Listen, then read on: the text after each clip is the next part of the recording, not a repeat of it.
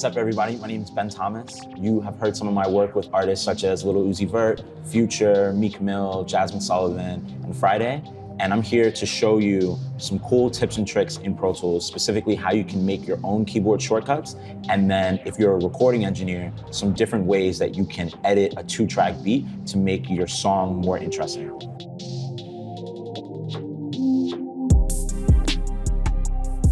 So let's start with a little known feature in the Mac, where any of these window commands up here, anything that's listed, you can make a shortcut with that.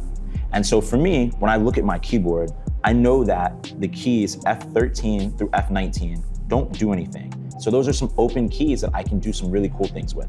So if I come to my system settings and I search keyboard, I'm looking for this thing right here that says keyboard shortcuts. If I click this and I go right here to app shortcuts, I can add Pro Tools or I can do all applications. And I just click the plus. And it's very important that whatever the menu title that you want, you type it exactly how it is. So let's say I want to do verify. So I type in vera-fi. I come right here, and let's say I want that one to be F17. I'm gonna press F17, I'm gonna hit done. So now if I come back to Pro Tools, and I press F17, boom, verify opens for me. Let's see if I go back and I do one more. Let's say I hit plus, I type in reverse, and then let's make that one F19. Hit done, done, come back to Pro Tools, F19, reverse opens right up for us. I'll show you one more.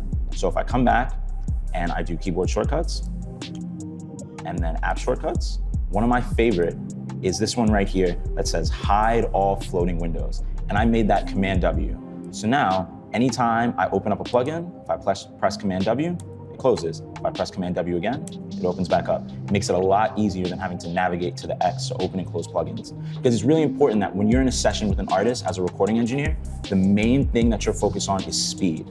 The faster and more efficient you are at using Pro Tools, the better of an engineer that you'll be. Okay, cool. So now that we know how to set up shortcuts in Pro Tools, let's actually put some of them to the test. So I'm gonna play a little bit of this song I have open.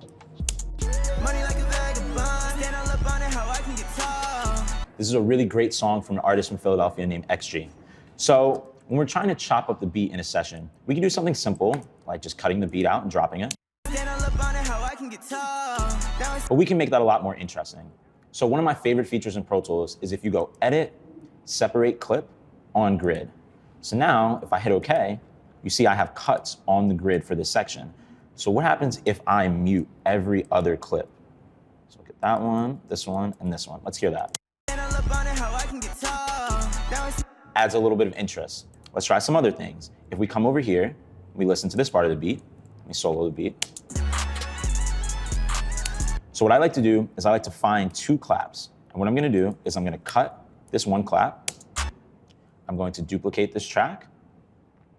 And then I'm going to copy this clap to this track, select all this, and then I'm gonna come up to my audio suite section.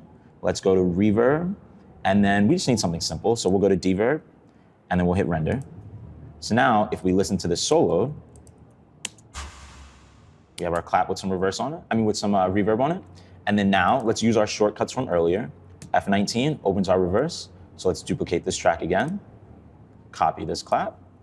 We have our reverse open. Let's render it, and then close that, Command W. And so now let's listen to what these two sound like together. So now it's going back. So now let's see what something like that sounds like if we were to drop this whole beat.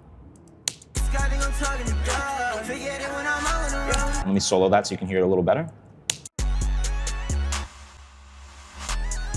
Something very unique that a lot of artists wouldn't have heard before, and that is really what will make you look like a much better engineer in a session. And I'll show you one more real quick. So let's come over here, let's listen to this part of the beat.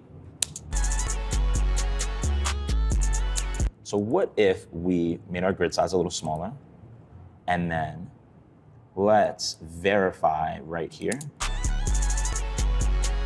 So let's verify this part right here. Again, we set up a shortcut for that. F19, hit the slowdown. And then coming back, what if we verified this part going up? So now we have.